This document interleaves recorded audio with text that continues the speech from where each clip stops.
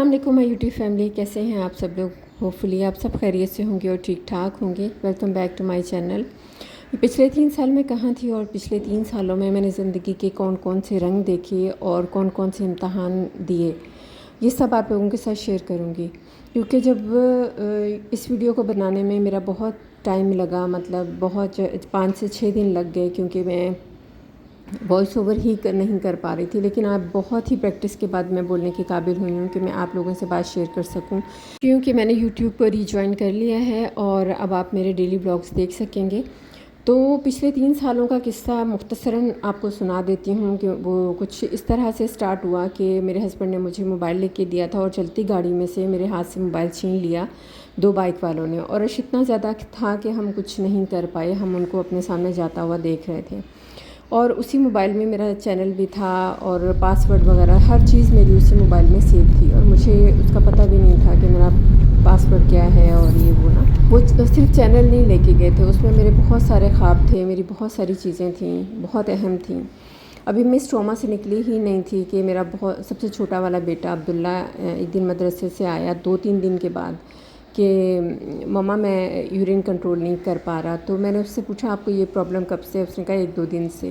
میں نے اسی وقت اپنی فرینڈ سے فون پہ بات کی، انہوں نے کہا کہ اس کے کچھ ٹیسٹ ہیں وہ کروا لو، تو میں نے اسی وقت ٹیسٹ کروا لیا۔ اتفاق کی بات ہے، جب اللہ تعالیٰ نے آپ کے ساتھ بہتری کرنی ہوتی ہے تو کوئی نہ کوئی راستے نکل آتے ہیں۔ ہم بہت سست لوگ ہیں، ہم ہیلتھ کو بہت ہی اگنور کرنے والے لوگ ہیں۔ تو اس دن پتہ نہیں کیا ہوا، جب اس نے مجھے بتایا تو میں اس کو فوراً NMC لے گئی اور وہاں سے اس کے ٹیسٹ وغیرہ کروا لیے جو اس نے مجھے دیے تھے، تو اس کی رپورٹس بہت زیادہ خراب آئیں۔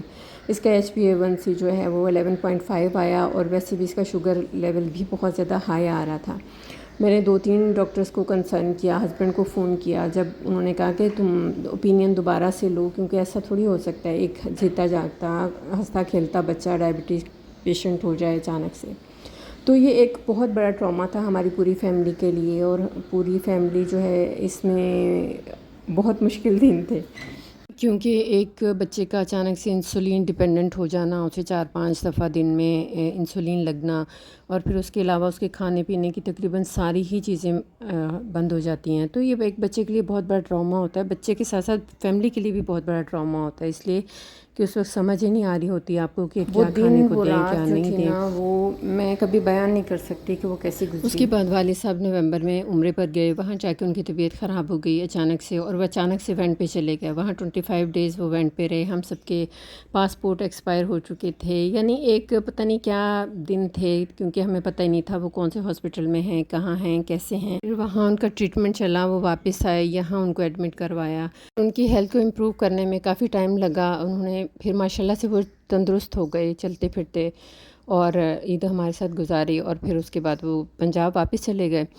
اب یہی گزرا تھا کہ جو بڑا والا بیٹا جو ہے اس کی بھی طبیعت خراب رہنے لگی، اس کو آن آف وامٹنگ اور پیٹ میں درد شروع ہو گیا، جب اور اس طرح سے پیٹ میں درد، اس طرح ڈیلی کی کمپلین ہونے لگی۔ ہم نے پہلے اس سے جیسے وامٹنگ وغیرہ کے لیے میڈیسن دیتے ہیں وہ دکھایا، ڈاکٹر کو دکھایا، لیکن وہ خاص فرق نہیں پڑا، لیکن بعد میں جب اس کے بھی رپورٹس وغیرہ کروائے تو اس کو جوائنٹس ڈکلیئر ہوا۔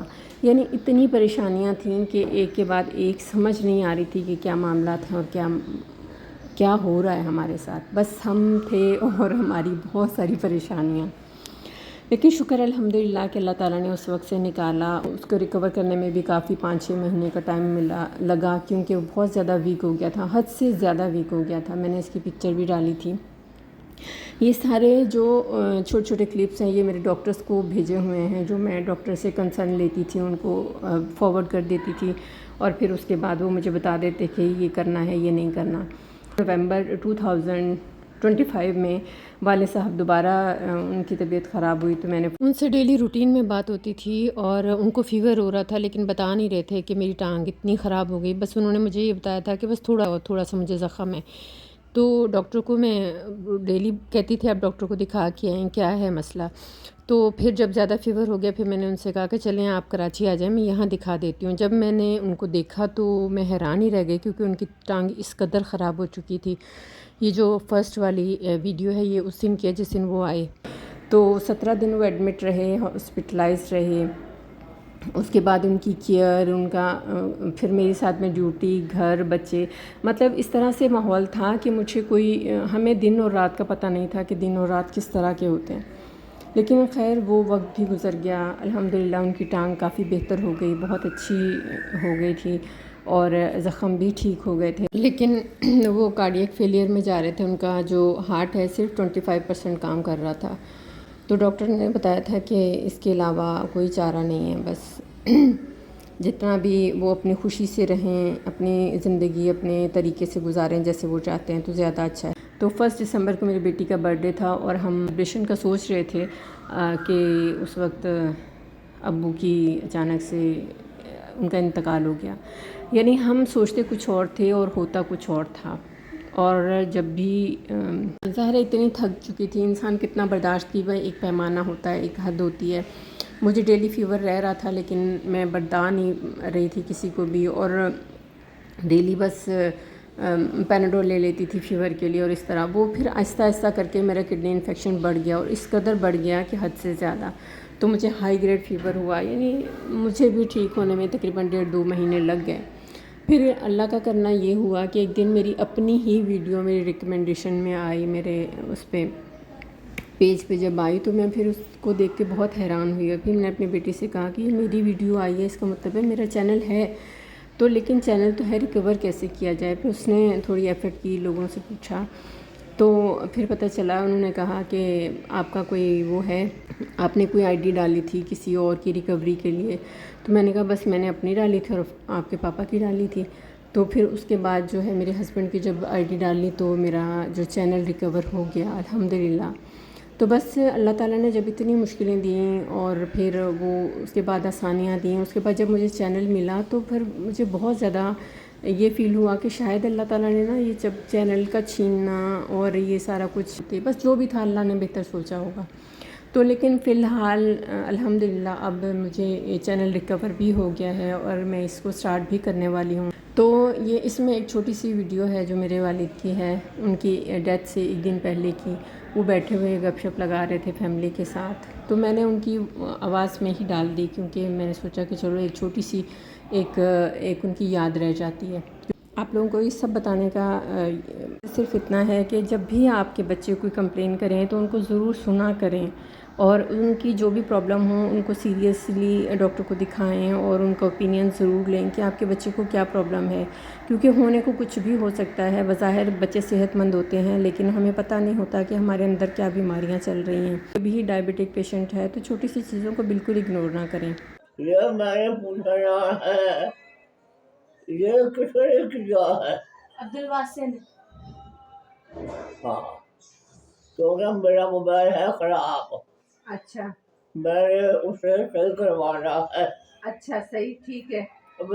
ہاں چلو جاؤ چھٹی کرو، چھٹی کرو. یہ آخری کلپ تھا میرے والد صاحب کا جو میں نے اس میں ویڈیو میں ڈالا تاکہ یہ سیو ہو جائے. میری امی کی ڈیتھ 3 دسمبر کو ہوئی تھی اور ابو کی ڈیتھ 1 دسمبر کو ہوئی. تو ابو اکثر پوچھتے تھے کہ یہ دن کون سا چل رہا ہے اور یہ ڈیٹ کیا ہے، لیکن انسان کو نہیں پتہ ہوتا کہ کیا کہہ رہے ہیں. وہ سب تب سمجھ میں آتا ہے جب کوئی چلا جاتا ہے، تو تب ان کی ساری باتیں ساری چیزیں یاد آتی ہیں کہ اچھا یہ ایسا بھی ہوا تھا اور ایسا بھی ہوا تھا. تو یہ میری مختصراً چھوٹی سی سٹوری تھی پچھلے 3 سال کی، جو کہ میں نے آپ کو 8-10 منٹ میں بتائی. لیکن اس کو گزارا کیسے ہے، یہ گزرنا بہت مشکل تھا. لیکن جو بھی سچویشن ہے اس کو لفظوں میں بیان نہیں کیا جا سکتا. اس فیلنگز کو وہی لوگ سمجھ سکتے ہیں جن لوگوں کے ساتھ اس طرح کے حالات گزرے ہیں، جو لوگ ان حالات کا مقابلہ کر کے زندگی میں آگے بڑھے ہیں. وہ اس سچویشن کو بہت بہتر طریقے سے اور بہت ڈیپلی سمجھ سکتے ہیں. اپنی پوری لائف سے اور ان 3 سالوں سے جو میں نے سبق سیکھا ہے نا، وہ یہ ہے کہ اللہ تعالیٰ کی رحمت سے کبھی مایوس نہ ہوں. آزمائشیں زندگی کا حصہ ہیں. جب بھی آپ کے زندگی میں کوئی آزمائش آئے تو آپ نے دعائیں کرتے رہنا ہے، نا امیدی بالکل نہیں کرنی ہے. بس اس پہ توکل رکھنا ہے، اس پہ اپنا یقین پختہ رکھنا ہے کہ آج اگر مشکل ہے تو کل اللہ آسانیاں بھی دے گا. اس چیز کا خوف آپ لوگ دل سے نکال دیں کہ کوئی ہمارا کچھ بگاڑ سکتا ہے، کوئی ہمارا کچھ چھین سکتا ہے. دنیا والے آپ سے کچھ بھی چھیننے کی کوشش کریں، آپ کا نصیب نہیں چھین سکتے. یہ ایک اٹل حقیقت ہے. تو ज़िंदगी में कब क्या हो जाए अनप्रिडिक्टेबल है। आप कुछ भी नहीं कह सकते, आप कोई प्लानिंग नहीं कर सकते हो, आप कुछ भी नहीं कर सकते हो अपनी मर्ज़ी का। आप सोचते हो कुछ और हो, होता कुछ और है। ये मैंने अपनी प्रैक्टिकल लाइफ में देखा है। और ज़िंदगी ऐसी ही है, बस जो ज़िंदगी अल्लाह ताला ने आपको दी है, जो दिन दिया है, जो रात दी है, वो बस खुशी से और अच्छी से और उसकी शुक्रगुज़ारी से गुजारो। इस वक्त में मुझे आपकी सपोर्ट और आपकी दुआओं की बहुत ज़्यादा ज़रूरत है। अपनी दुआओं में याद रखिएगा, प्यारा सा कमेंट कर दीजिएगा। तो चैनल पर नए हैं तो चैनल को सब्सक्राइब कर दीजिएगा। एक रिक्वेस्ट है आप सब लोगों से, वो ये कि मेरा चैनल अभी ऑक्सीजन पे चल रहा है, तो आपका एक लाइक, एक सब्सक्रिप्शन, एक शेयर इसको ऑक्सीजन दे सकता है। तो प्लीज़ सब्सक्राइब कर दीजिएगा चैनल को, और वीडियो को भी लाइक भी कर दीजिएगा, शेयर कर दीजिएगा। बहुत सारा ख्याल रखिएगा। नेक्स्ट टाइम फिर मिलेंगे इंशाल्लाह। अल्लाह हाफिज़।